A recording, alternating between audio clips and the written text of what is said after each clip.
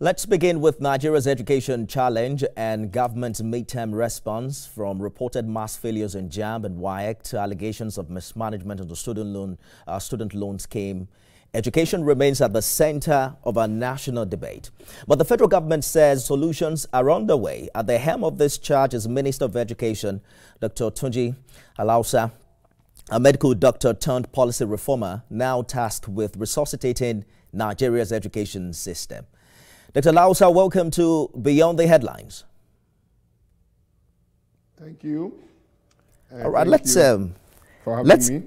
Good evening. Let's take the tough questions out of the way. You came under heavy criticism recently for suggesting that the mass failure in JAMB was evidence of successful anti-exam malpractice measures.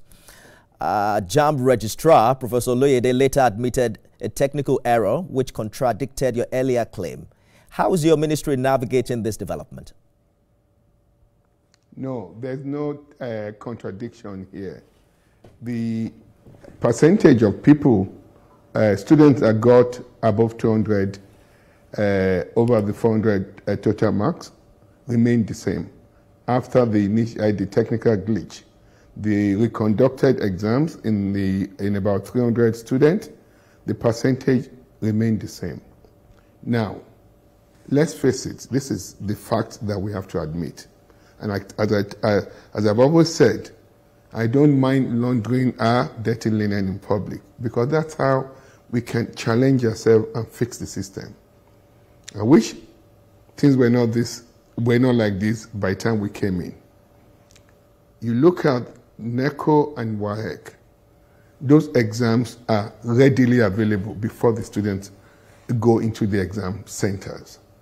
And the danger of cheating in exam is that it disincentivizes even the good student.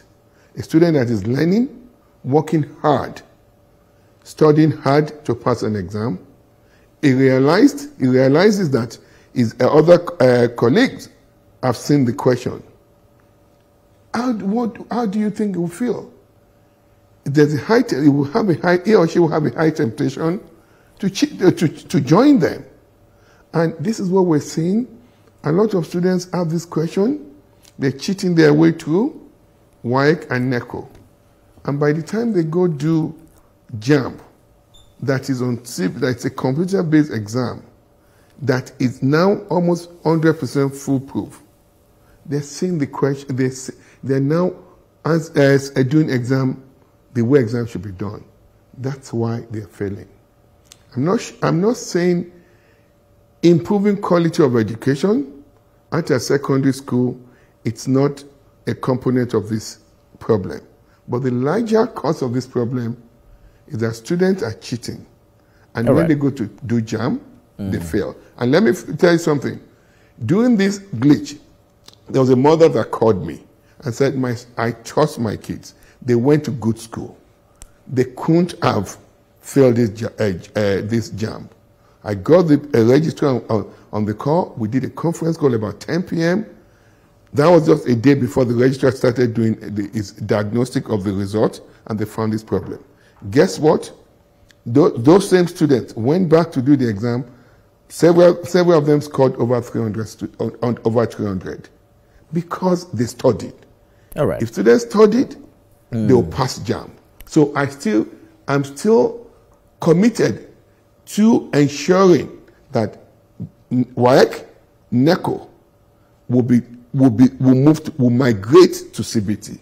That is how we can stop this menace. I hear you, Dr. Alausa, and I understand your concern about cheating. But in this case, there are quite a number of situations of students who said, you know what, we prepared hard for this exam and we're surprised that we eventually failed.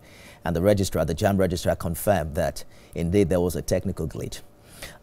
We're also hearing now that a 10 billion lawsuit has been filed. We spoke with a lawyer on this show last week.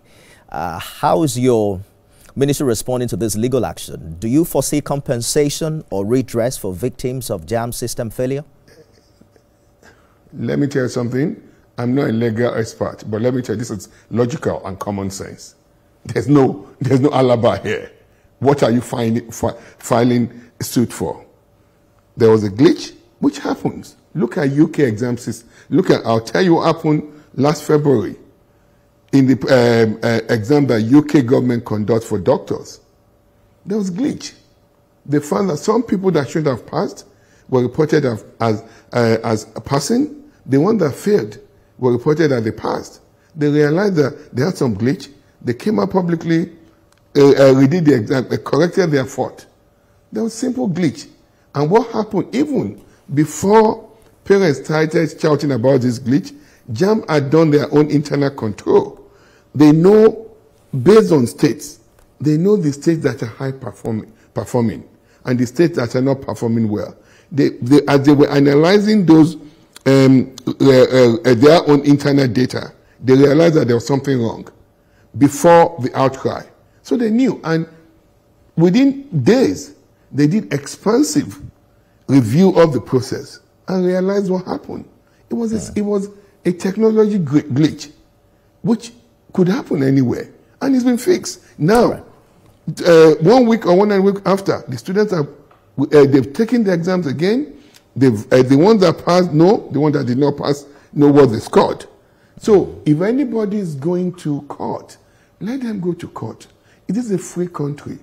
Our judges know. They decide this case. They decide these cases based on the law of the country. But let me tell you, it's just a small pocket of elements in our society. They don't want us to do the right thing. They are the largest, they're the biggest noisemaker. But they won't stop us. Yeah. This President I understand your concern, Honorable Minister. Give me 1 second. Yes. Give me 1 second. This President Bola Ahmed Tinubu, believes fervently and benevolently in human capital development. Education is the center of it all, healthcare and social protection. We will ensure that our exam system is clean and we maintain it's a sanctuary that every child that goes into those exam hall will be treated fairly and equally. I hear you, but my concern really is that there are also a genuine portion of the Nigerian population who have the best interest of this country at heart. And the reason for asking bold questions is to put public servants, make them accountable in such a way that things can get better. Because you are saying NECO and WAEC should go digital. Just recently, the DSS and police arrested 20 suspects for hacking the 2025 JAMB CBT exams. These are coordinated cyber attacks revealing the state of digital security in our education sector. Are you concerned? And what are you doing to protect the integrity of these exams? Because people have to believe in that integrity to be able to subscribe to it. Thank you. There are layers, there's layers of cyber security that we have to deploy. Hacking is a big business now everywhere in the world. Go to other countries like the UK, like United States of America. It's a big business. They hack into their system. Last year, America lost almost $80 billion into the financial transaction from hacking. And it's happening everywhere. But what do? We need to up our game in protecting our digital infrastructure. And that's what JAMB has done. We have several protective layers. And people will try to hack, but we're finding them and we're preventing them from hacking. And I will let me repeat clearly to Nigerians, and please listen, please, let's look into the future. We can't, because that we have presumed problem that will happen. We should not migrate to the modern times, the way things are being done. Pencil and paper as a way of doing exams it's a past thing. Those are things that should pass decades. We now have to move to the modern way of doing exams, and that's computer-based testing. All right. We're working to deploying every layer of cybersecurity to protect the integrity of these CBT exams. And that's what is happening. That's what has happened. I want us to be able to move on to other matters quickly, Honorable Minister. Okay. But if you can answer briefly, is there an independent panel investigating JAMB system integrity beyond internal reviews? You know, they have multiple layers of internal control. they identified these problems before the public came out. And that's why within a day or 2 days after the release of the result, JAMB registrar called me. He already assembled expansive people, subject matter experts in the field, brought them in. They were very truthful, and they already identified their problems. So that was why they came in, admitted, and fixed the problem quickly, within days. So I don't see anything unusual here. This is just this is part of our life. We should expect problems like this. Similar problems will still happen, but is JAMB prepared? Will we get JAMB to be more prepared to address such issues? Yes. And as WAEC and NECO migrate to CBT as well, we will reinforce their system as well. And we've also broken down the silos that existed between all these three major exam bodies. They're collaborating now, talking together. We have a ministerial committee that myself and Minister of State for Education chair, that we're talking together. Just yesterday, we had a mid-time review of the WAEC exams.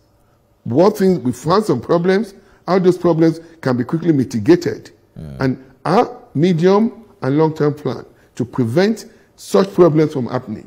We're very proactive. We are being proactive. It's a different day in the country. The education system is changing, and it's changing very quickly. We're modernizing the process. We're making everybody accountable. We'll make the teachers accountable, the parents accountable, the students accountable. We, the administrators ourselves, will also be accountable.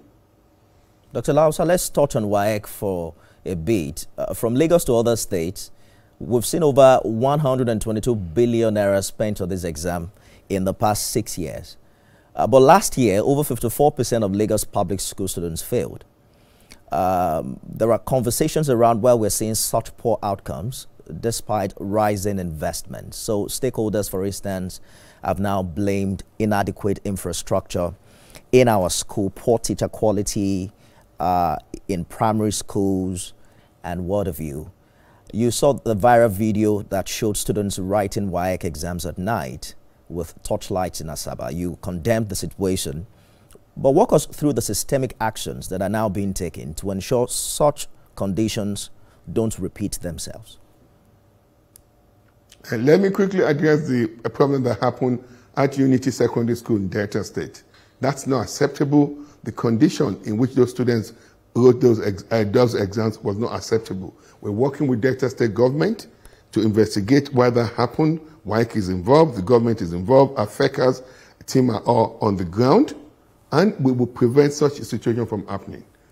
Now, let me tell you, and I agree with you, part of what's happening here is the quality of education.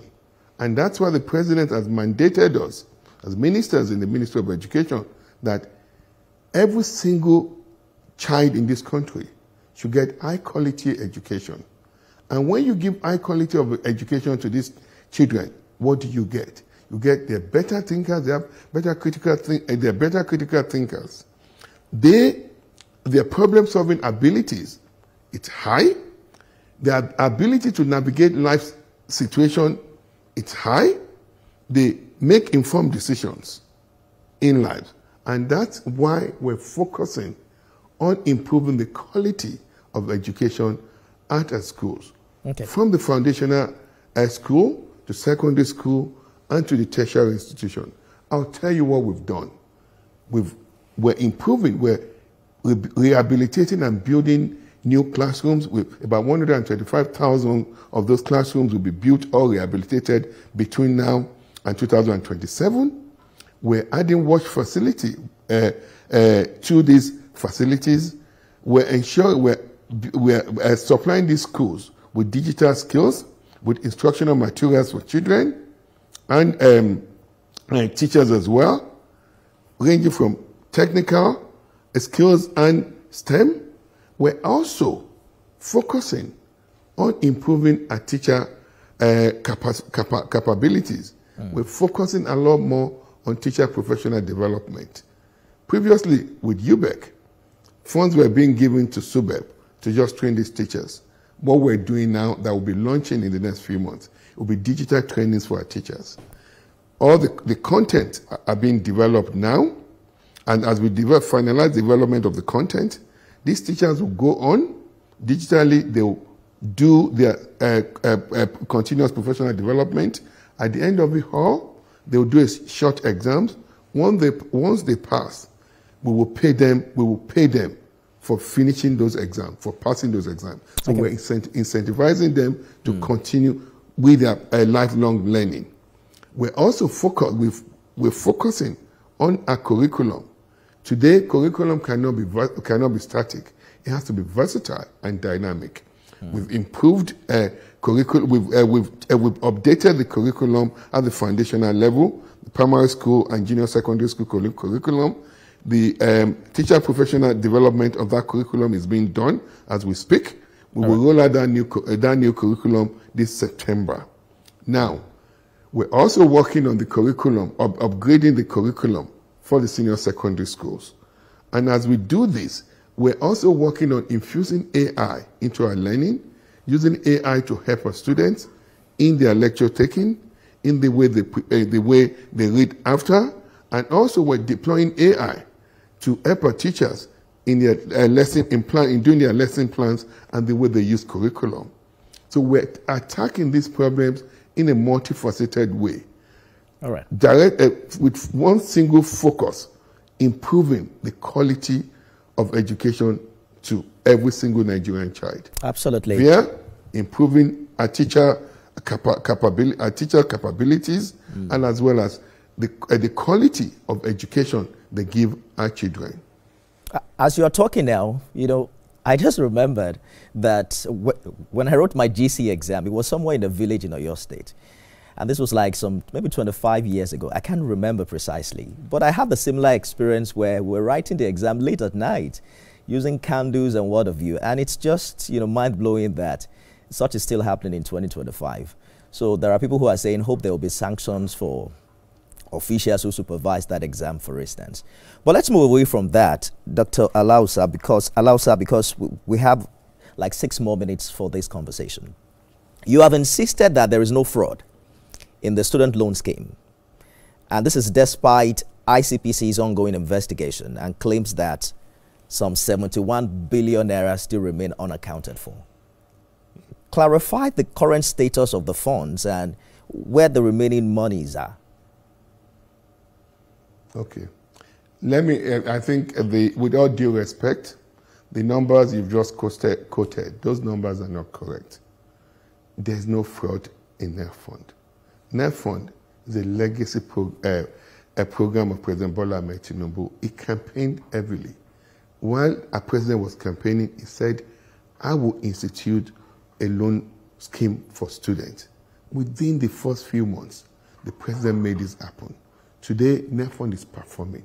Over 500,000 students are already benefiting from NELFUND. They're being paid monthly stipend. Their fees, all their fees are being paid. This NELFUND has been a phenomenal success. What we're now doing now is to migrate more people, more students, to get the benefit of President benevolence. His fervent belief in ensuring that every single Nigerian gets a high-quality education. This year alone, for 2025, Mr. President has given us almost over 200 billion for the NELFUND, so that more students can benefit, more tertiary institutions can benefit from this fund. Now, let me explain to you again. There were some releases from ICPC. They came out and retracted that statement. Initial release from ICPC was that of the 100 billion that had been budgeted for NELFUND, 70 billion was not accounted for. That is not true. And ICPC came out and retracted that story. It is not unusual for ICPC to investigate. They have to do their work. What happened in NELFUND, basically, was after I met with MD of NELFUND, with all the vice chancellors, We sat down, we reviewed everything. It was just nomenclature problem.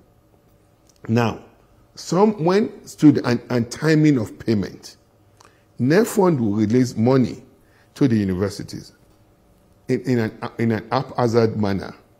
Sometimes by the time the universities get those monies, students would have paid their fee. I admit that the universities are not telling the students early enough that they have their fees. Their fees have been paid by NELFUND.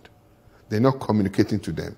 All right. And when those fees have been paid, universities are taking some charges away from those fees, which is part of what their usual and customary way of doing of running their operations.